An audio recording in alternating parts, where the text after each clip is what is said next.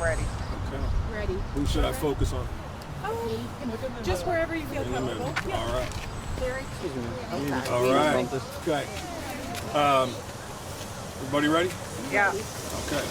The Grand Rapids Police Department is currently investigating a felonious assault involving a weapon. At 12:05 this afternoon, we were called to the 8 and 900 block of Caulfield Southwest on reports of multiple gunshots that were fired and a vehicle that was seen fleeing the area at a high rate of speed.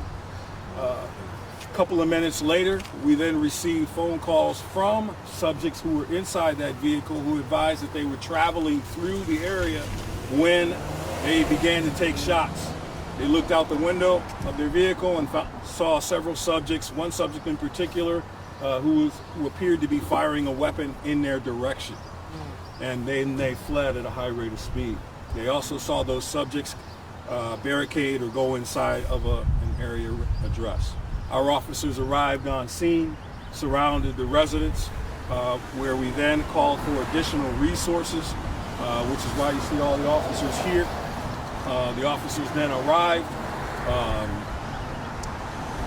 replaced the officers who were on scene, and then approximately 2 hours later, the subject who was inside of the house came out on his own and was taken into custody. As you can see from behind me, our special response team, our crisis negotiation team, K-9 unit, and some other units, additional units, responded to help in this manner, in this incident, a safe manner. The subject, as I mentioned, is currently in custody, who's being interviewed, and we are, right now, we are currently gathering up evidence and still investigating the incident as we speak. And what about the other people that was with? Yep, there were a total of 3 people. When we got there, we started making announcements to have those individuals come out. Right. 2 came out. The 3rd stayed in. He later came out approximately 2 hours later. So we have no injuries. Thank goodness we have no injuries in this incident thus far. No one has shown up at a hospital, to my knowledge. And as I said before, it is currently under investigation. Terry, talk to us about what role crisis negotiation plays in that 2 hours, because they're talking that entire time. Well, during that time, they are trying to develop and establish a rapport with the person to try to convince that person to come out. The goal here is to make sure that we have everyone come out safely. We don't want anyone getting hurt. So their role is crucial, along with other roles. All of them are crucial, which is why we have them come out. But our goal is to safely end issues and incidents like this. Can you explain the other scene over that way, or are there multiple scenes? There's officers kind of stationed and walking back over that way, and Yeah, what you're looking at there, we call that our outer perimeter. So we're trying to block people from coming in so we can safely deal with the issue at hand at that particular residence. So we only had one scene. only one location. That's right. Is that house It was a residence over on Caulfield, actually curved and then that alley through there, 8 and 900 block of Caulfield. This was more just the GRPD staging area, which is why I was surprised. That's right. This is our staging area. This is where we can assemble our teams and launch from here. And so which home were they inside of that they ended up coming out of? Was it on A, or what was it on It Caulfield? was a residence on the 900 block of Caulfield. Was it a residence that they were familiar with, to your knowledge, or was this someone's home that they just went into? That is currently under investigation. I do not know. We were hearing rumblings that this might have had something to do with a shooting earlier this week on 28th Street over by the Chick-fil-A. Is there any reason to believe that these are related, or you're still investigating those possibilities? At this time, I have no reason to believe that any of these incidents or this incident was related to anything else. And no threat to the public, anything like that? Is it all resolved now? As I mentioned earlier, everyone who we believe that is involved is currently being investigated or being interviewed right now. So, as far as we know, there's no danger to the public. Everyone is accounted for.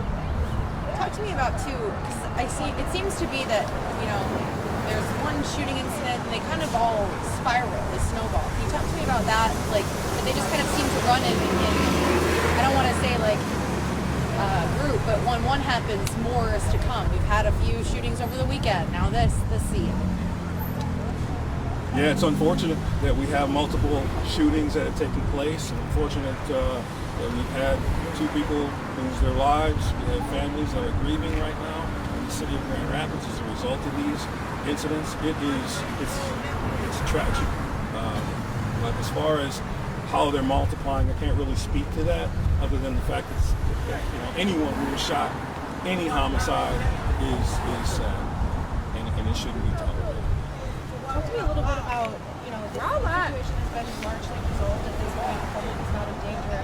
But it's still a priority for you to come over and release the media, release the community. Why is that so important, even though the situation is largely over? Why is that important?